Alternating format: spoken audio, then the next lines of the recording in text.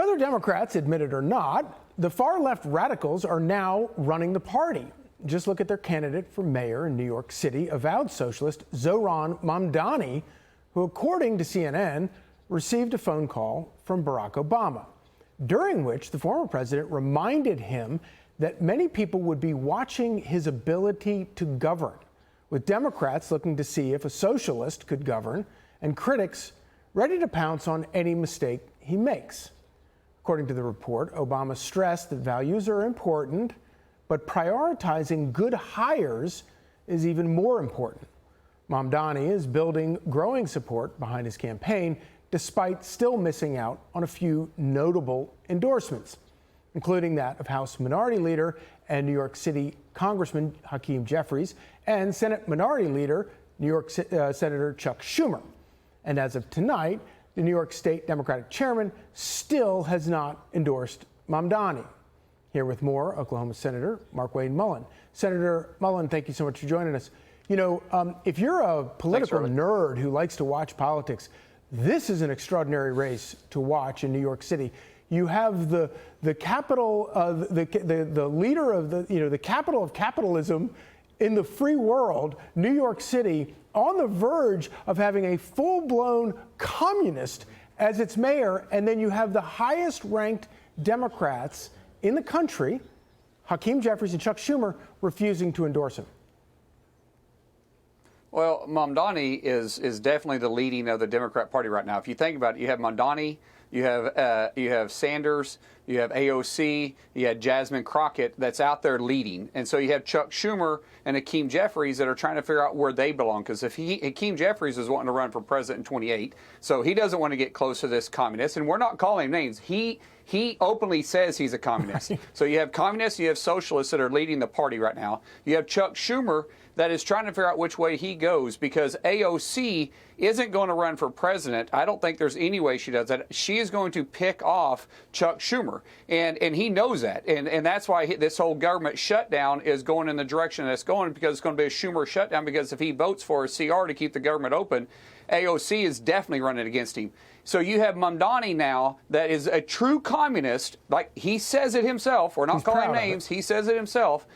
Yeah, very proud of it. That could be leading the financial world, the city that the financial world sets in. I mean, the exodus is going to be huge. Dallas, Texas is going to end up with a stock exchange. All the corporate money that's in New York is going to leave the state, because who's going to stay when you have a guy that says he wants to socialize the grocery stores, he wants to socialize the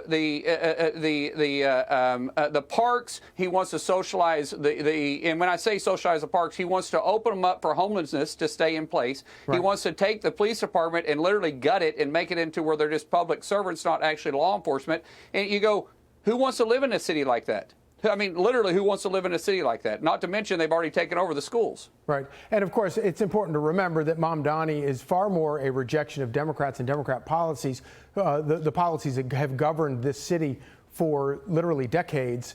But I also have to say, and I know that you appreciate this because you're a fairly late newcomer to Washington, and you're very skeptical of the old Republican establishment, for which I'm very grateful.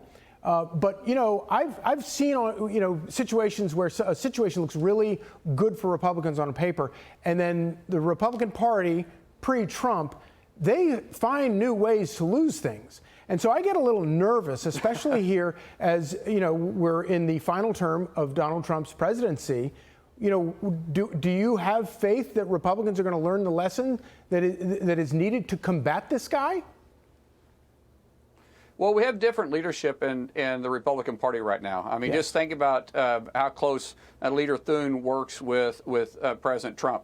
Look what he's doing right now, and just literally steamrolling Chuck Schumer every opportunity we have. I mean, just today, just yesterday, we voted to change the rules, and now we have 168 of President's nominees in place, and by the end of October, we won't have a backlog at all because of the leadership of Thune. So you have a good partnership right now. You have President Trump that's leading. He has has a very good partnership with Speaker Johnson. We're working hand in hand, and I mean this. Both chambers are working hand in hand with the White House, pushing out President Trump's agenda. And so I don't see us getting ahead of our skis, so to say. I think in the midterm right now, there's a clear contrast between who's leading the Democrat Party, and instead of them learning their lessons from getting whipped just a year ago in the presidential election, they've actually leaned into their left tendencies, right, and they're allowing socialists and communists to control their party. The Republicans are showing more unification than we've ever had. Now, we still have some outliers,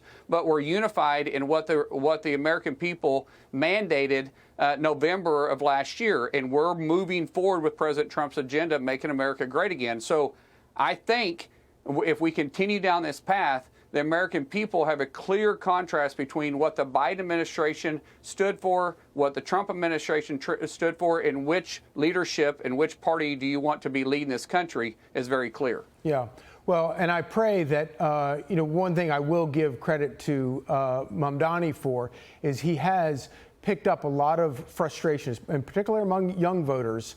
And obviously he gives a lie as the answer, but at least he gives an answer. And I pray that Donald Trump has been very good about addressing those issues. And I pray that Republicans, you keep on top of the Republicans to make sure that they give the true answer.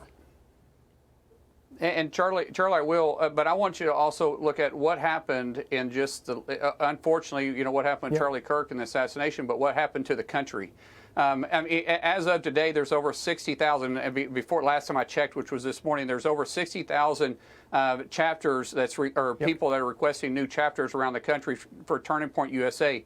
The younger generation that Charlie Kirk was reaching out to, they have woken up inside spiritually and with a fierce fight to say we're going in the wrong direction, and you don't underestimate their impact in the midterm elections. Yeah. They may have killed him. They didn't silence him. Markwayne Mullin, thank you so much. Absolutely.